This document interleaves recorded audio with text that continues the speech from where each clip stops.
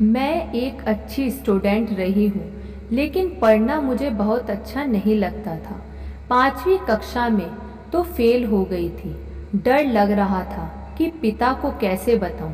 डरते डरते उन्हें अपनी मार्कशीट दिखाई, पर पिताजी बिल्कुल भी नाराज़ नहीं हुए। उन्होंने सिर्फ इतना ही कहा कि मुझे मालूम है तुम बेहतर कर सकती हो और मुझे मालूम है कि तुम बेहतर करोगी। अगली परीक्षा के दौरान मैं क्लास में अव्वल आई। मैं मानती हूँ कि चूंकि पिता ने उस वक्त चिल्लाया नहीं, जिसका सकारात्मक असर हुआ। मेरे लिए यही सबसे अच्छा सबक रहा। अपने बच्चों से भी मैं इसी तरह पेश आई। मैं शिक्षक बनना चाहती थी। जब शादी के बाद पति का लंदन ट्रांसफ़र हुआ तो पढ़ने का अच्छा मौका मिला। लंदन में 3 साल रुकना था। ऐसे में मैंने वकालत की पढ़ाई करने का निर्णय लिया। हालांकि मेरी कानून में कोई रुचि नहीं थी, परिवार में भी कोई इस क्षेत्र में नहीं था। वकालत चुनने की इकलौती वजह ये थी कि मुझे नियमित तौर पर कॉलेज नहीं जाना था।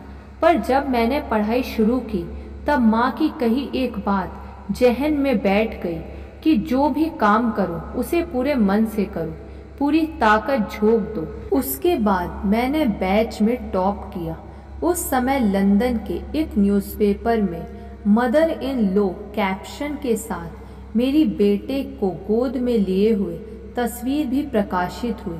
लंदन में पढ़ने के बाद पटना हाई कोर्ट में प्रैक्टिस शुरू की। चूँकि वहाँ कोर्ट में किसी महिला वकील का होना नया था, इसलिए कोर्ट परिसर में फुल स्लीव्स के कपड़े पहनती थी। पटना में मेरे साथ एक सीनियर वकील हुआ करती थी। उनसे लोगों के व्यवहार के बारे में बात करती। दिल्ली में बतौर जज पद स्थापना हुई तो लोगों को मुझे स्वीकार करने में वक्त लगा। उन्हें लगता था कि महिला होने के नाते मेरा काम कुछ और है।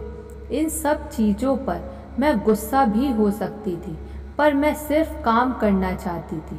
लोग कहते थे कि मैं वातानुकूलित घर में आराम कर सकती हूँ, फिर क्यों कोर्ट की गर्मी में मेहनत कर रही हूँ। 50-55 साल पहले महिलाओं के अलग से कोई टॉयलेट भी नहीं हुआ करती थी, लेकिन चूंकि मुझे प्रैक्टिस करनी थी इसलिए कोई रास्ता नहीं था। मेरी सोच थी कि अगर आप कोई चीज़ करना चाहते हैं तो आपको वह कर लेना चाहिए। मेरी स्कूलिंग के दिनों में सिर्फ ब्रिटिश स्कूल थे।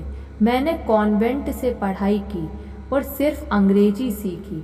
जब मैंने बिहार में प्रैक्टिस शुरू की तब बहुत सारे सबूत हिंदी में होते थे और कई तो स्थानीय बोली में लिखे होते थे। क्रिमिनल केस में हर शब्द के मायने होते हैं। ऐसे में रात रात भर बैठकर उन सबूतों को समझने की कोशिश करती, पढ़ती रहती। मुझे बाद में इसका पछतावा हुआ कि आखिर क्यों मेरे माता पिता ने हिंदी पढ़ने के लिए प्रेरित नहीं किया। जिंदगी में एक मोड़ पर लगा कि मेरा बेटा विक्रम अक्खड़ होता जा रहा है। ऐसे में उसे बोर्डिंग स्कूल भेजने के अलावा कोई विकल्प नहीं था। छुट्टियों के बीच वह घर आया हुआ था। घर में आए किसी गेस्ट ने जब उससे कहा कि तुम्हारी माँ बहुत इंटेलिजेंट है, तुम्हें इस पर गर्व होता होगा। विक्रम का जवाब था कि मुझे कोई फ़र्क नहीं पड़ता कि वह कितनी इंटेलिजेंट है। जब मुझे उनकी ज़रूरत होती है वह मेरे पास नहीं होती।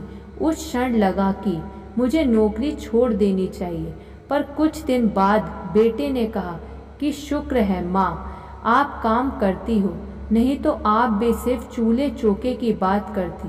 मुझे लगता है कि ज़िंदगी इसी तरह चलती है।